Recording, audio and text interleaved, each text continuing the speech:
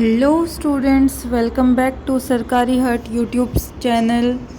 जल्दी जल्दी सब्सक्राइब कर लो अगर नहीं किया है तो, ताकि आने वाले अपकमिंग वीडियोस के नोटिफिकेशन आपको जल्दी से जल्दी मिल जाए। एंड ये वीडियो है special request by Murari Mahato, तो इन्होंने कमेंट किया था। सो ये वीडियो आज हो रहा है डुअल नेचर ऑफ मैटर पे। डुअल नेचर ऑफ मैटर का फोटो इलेक्ट्रिक इफ़ेक्ट के हम मोस्ट इम्पॉर्टेंट क्वेश्चंस करने वाले हैं हम, ठीक है। तो ये हम टॉपिक वाइज ले चल रहे हैं आपकी रिक्वेस्ट पे, ठीक है। तो आपके लिए मैं इतनी मेहनत कर रही हूँ, तो आप please share it with your friends also, okay. I want to see positive response from you, because you know I am making this video at 12 at night, and I have to go to Safdarjung tomorrow at 6:30. We are having our postings, so दिन भर खड़े खड़े बहुत काम करना होता है। So please show a little bit of love, okay? So let's get started. Question 1, what is the unit of work function? Work function की इकाई क्या है? तो वर्क फंक्शन का यूनिट क्या है?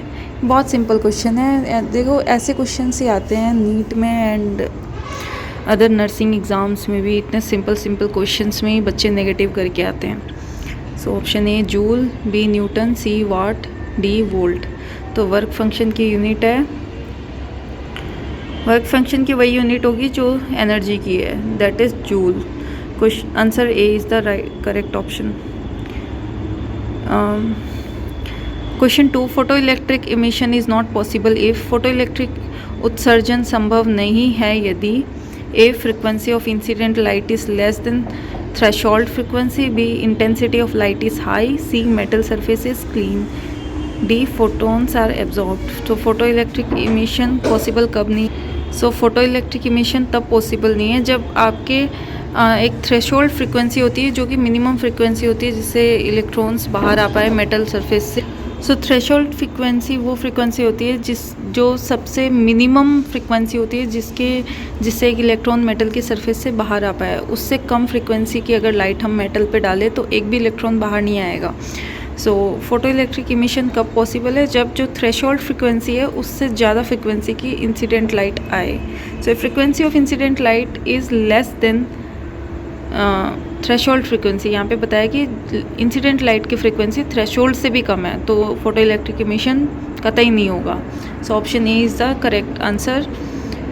Question 3, which particle is emitted during photo electric effect. Photo electric effect के दौरान कौन सा कण उत्सर्जित होता है? ये तो बताइए। Option A proton, B neutron, C electron, D positron.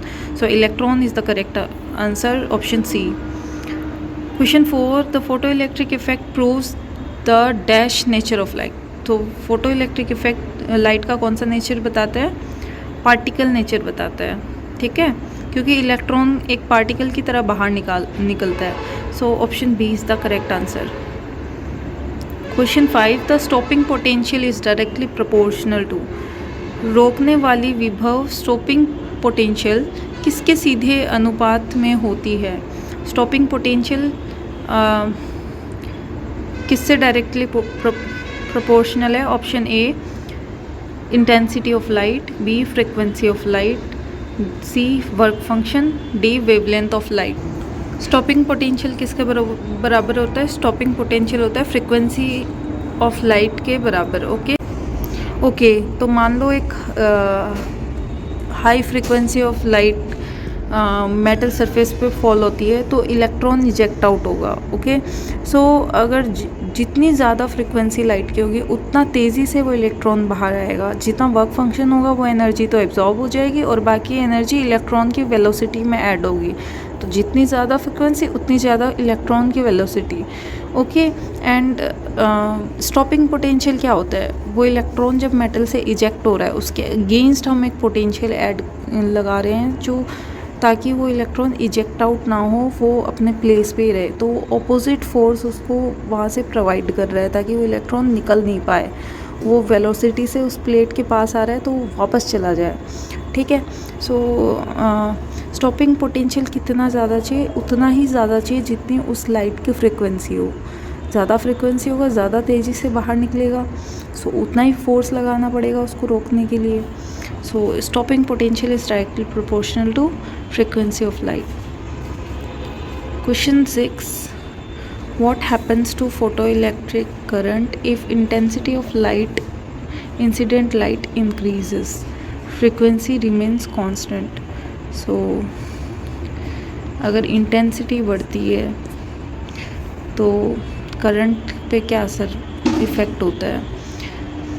Frequency constant रहेगी। Option A increases, B decreases, C remains the same, D becomes zero.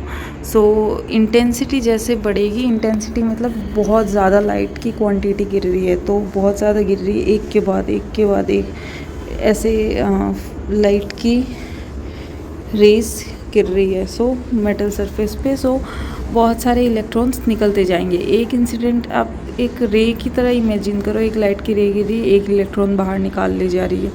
सो बहुत सारी रे गिरेगी, बहुत सारे इलेक्ट्रॉन ले जाएगी, बहुत सारे इलेक्ट्रॉन ले जाएगी, तो फोटो इलेक्ट्रिक करंट बढ़ेगा obviously. So option A is the correct answer, increases. Question number 7, the threshold frequency is the minimum frequency. Threshold frequency की डेफिनेशन ये तो मैंने क्वेश्चन 1 में ही बताई है।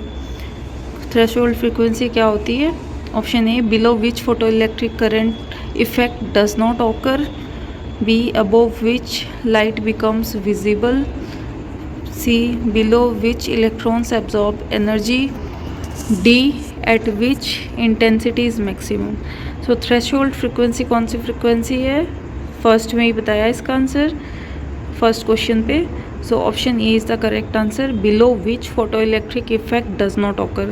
थ्रेशोल्ड फ्रिक्वेंसी एक ऐसी फ्रिक्वेंसी है, मिनिमम फ्रिक्वेंसी है जिस पे फोटो इलेक्ट्रिक इफेक्ट देखा जाता है, एंड इससे नीचे फ्रिक्वेंसी की लाइट अगर हम डालें तो फोटो इलेक्ट्रिक इफेक्ट नहीं आता। ठीक है। Question 8, work function depends on. Work function किस पर निर्भर करता है? Option A nature of metal, B intensity of light, C frequency of light, D speed of electrons. So ये याद रखना, वर्क फंक्शन किस पे डिपेंड करता है? Nature of metal. Her metal का वर्क फंक्शन अलग होता है।